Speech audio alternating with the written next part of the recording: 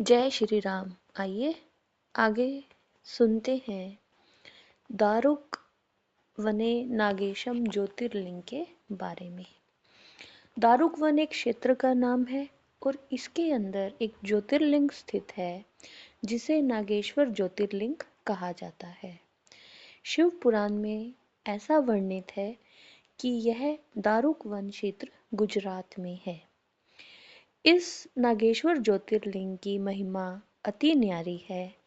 इसकी महिमा के अनुसार जो भी आदरपूर्वक इस शिवलिंग की उत्पत्ति और इसकी महात्म्य को सुनेगा और इसके दर्शन करेगा, वह सभी पापों से मुक्त तो होगा ही, साथ ही साथ सभी सुखों को भोगता हुआ परम पद को प्राप्त होगा।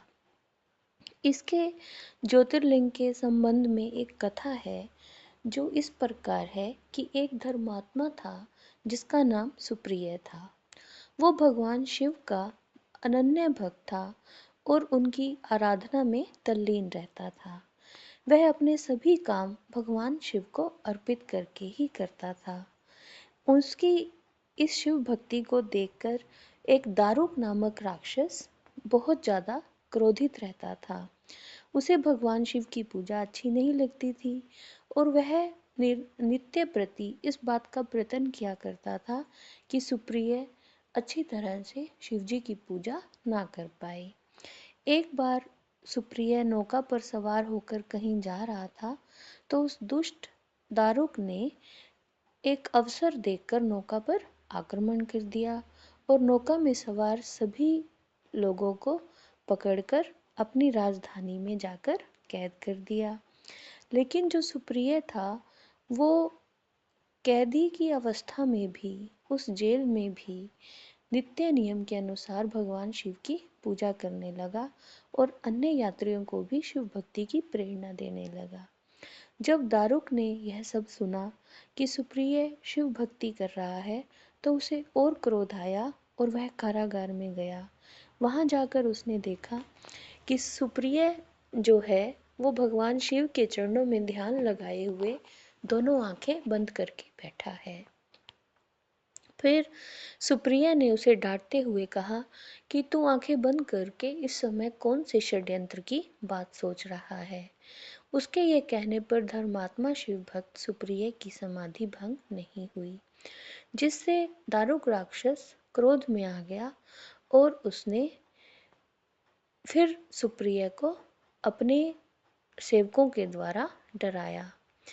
फिर भी सुप्रिय भयभीत नहीं हुआ और शिवजी से प्रार्थना करने लगा, क्योंकि उसे पूर्ण विश्वास था कि शिवजी उसे इस विपत्ति से छुटकारा दिलाएंगे। उसकी प्रार्थना सुनकर भगवान शंकर उस कारागार में एक ऊंचे स्थान पर चमकते हुए सिंहासन पर स्थित होकर ज्योतिर्लिंग के रूप में प्रकट हो गए और उन्होंने सुप्रिय को अपना पाशुपत अस्त्र भी प्रदान किया, जिसकी सहायता से राक्षस दारुक का वध हुआ और फिर सुप्रिय शिव धाम को चला गया। इसलिए भगवान शिव के आदेश के अनुसार ही इस ज्योतिर्लिंग का नाम नागेश्वर पड़ा। और